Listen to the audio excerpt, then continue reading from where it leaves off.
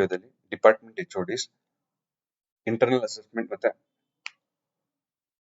Attendance ನ ಹೇಗೆ update ಮಾಡೋದು ಪ್ರತಿ ಸ್ಟೂಡೆಂಟ್ಗೆ ಪ್ರತಿ ಪೇಪರ್ಗೆ ಅನ್ನೋದನ್ನ ನೋಡೋಣ. HOD ಲಾಗಿನ್ಗೆ ಲಾಗಿನ್ ಆಗಿ ಅಕಾಡೆಮಿಕ್ಸ್ ಕೋರ್ಸ್ ಮ್ಯಾಪಿಂಗ್ ಸೆಲೆಕ್ಟ್ ಮಾಡಿ. ಈ ವರ್ಷದಲ್ಲಿ ಯಾವ್ದಾದ್ರು ಹೊಸ ಪೇಪರ್ಸ್ ಆಡ್ ಮಾಡಿದ್ರೆ ನಿಮ್ ಡಿಪಾರ್ಟ್ಮೆಂಟ್ ಇಂದ ಅದನ್ನ ಸೆಲೆಕ್ಟ್ ಮಾಡಿ. ನನಗೆ ಎಕ್ಸಾಂಪಲ್ಗೆ ರ್ಯಾಂಡಮ್ ಸೆಲೆಕ್ಟ್ ಮಾಡ್ತಾ ಇದ್ದೀನಿ.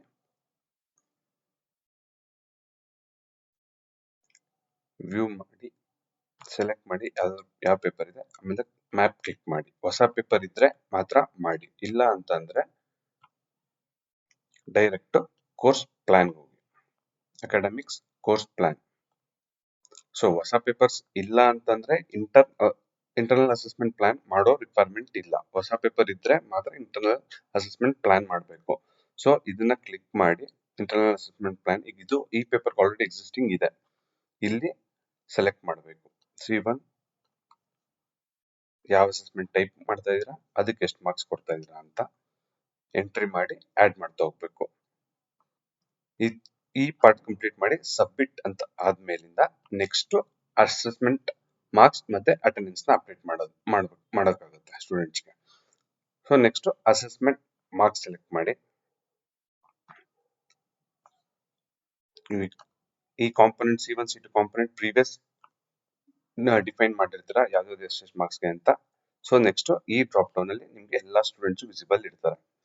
ಇನ್ ಕೇಸಸ್ ಅಲ್ಲಿ ಸ್ಟೂಡೆಂಟ್ಸ್ ಯಾರಾದ್ರೂ ವಿಸಿಬಲ್ ಇಲ್ಲ ಅಂತಂದ್ರೆ ಸ್ಟೂಡೆಂಟ್ಸ್ ಕೋರ್ಸ್ ರಿಜಿಸ್ಟ್ರೇಷನ್ ಮಾಡಿರಲ್ಲ. ಆ ಸ್ಟೂಡೆಂಟ್ಸ್ಗೆ ನೀವು ಪರ್ಟಿಕ್ಯುಲರ್ಲಿ ಕಾಂಟ್ಯಾಕ್ಟ್ ಮಾಡಿಬಿಟ್ಟು ಕೋರ್ಸ್ ರಿಜಿಸ್ಟ್ರೇಷನ್ ಮಾಡ್ಕೊಳಕ್ ಹೇಳ್ಬೇಕು. ಇಲ್ಲಿ ಮಾರ್ಕ್ಸ್ ಎಂಟ್ರಿ ಸ್ಟಾರ್ಟ್ ಮಾಡ್ಬೋದು. ಮ್ಯಾಕ್ಸಿಮಮ್ ಮಾರ್ಕ್ಸ್ ಎಂಟ್ರಿ ಏನಿದೆ ಅಷ್ಟು ಮಾತ್ರ ಮಾಡಬೇಕು, ಇಲ್ಲ ಆಬ್ಸೆಂಟ್ ಇದ್ರೆ ಆಬ್ಸೆಂಟ್ ಎಲ್ಲ ಮಾಡಿ. ಎಂಟ್ರಿ ಡೇಟಾ ಎಂಟ್ರಿ ಎಲ್ಲ ಆದ್ಮೇಲೆ ಸೇವ್ ಮಾಡಿ. ಇದು ಸ್ಟೂಡೆಂಟ್ಸ್ ಕಮ್ಮಿ ಸ್ಟ್ರೆಂತ್ ಇದ್ರೆ ಒಂದೇ ಸತಿ ಎಂಟ್ರಿ ಮಾಡಿ ಆಮೇಲಿಂದ ಸೇವ್ ಮಾಡಿ. ಸ್ಟೂಡೆಂಟ್ ಸ್ಟ್ರೆಂತ್ ಜಾಸ್ತಿ ಇತ್ತು ಅಂತಂದ್ರೆ ಮ್ಯಾಕ್ಸಿಮಮ್ 20 ಸ್ಟೂಡೆಂಟ್ಸ್ ಆಗ್ತಿದಂಗೆ ಸೇವ್ ಮಾಡ್ತಾ ಹೋಗಿ.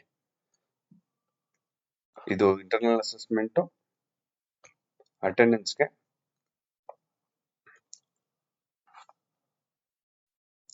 ಡ್ರಾಪ್ ಡೌನ್ ನ 100 ಸೆಟ್ ಮಾಡಿ. ಇಲ್ಲಿ ನಂಬರ್ ಆಫ್ ಕ್ಲಾಸಸ್ ನ ಎಂಟ್ರಿ ಮಾಡಿ ಈ ಚೆಕ್ ಬಾಕ್ಸ್ ನ ಕ್ಲಿಕ್ ಮಾಡಿದ್ರೆ ಇದು ನೆಕ್ಸ್ಟ್ ಎಲ್ಲ ಡ್ರಾಪ್ ಡೌನ್ ಕಾಪಿ ಆಗುತ್ತೆ. ಆಮೇಲಿಂದ ಇಲ್ಲಿ ಕ್ಲಾಸಸ್ ಆ ಪರ್ಟಿಕ್ಯುಲರ್ ಸ್ಟೂಡೆಂಟ್ಸ್ ಎಷ್ಟು ಕ್ಲಾಸ್ ಅಟೆಂಡ್ ಮಾಡಿದ್ದಾನೆ ಅನ್ನೋದನ್ನ ಎಂಟ್ರಿ ಮಾಡಿದ್ರೆ ಅಟೆಂಡೆನ್ಸ್ ಪರ್ಸೆಂಟೇಜ್ ಆಟೋ ಕ್ಯಾಲ್ಕುಲೇಟ್ ಆಗುತ್ತೆ. ಕೊನೆಗೆ ಸೇವ್ ಮಾಡಿ.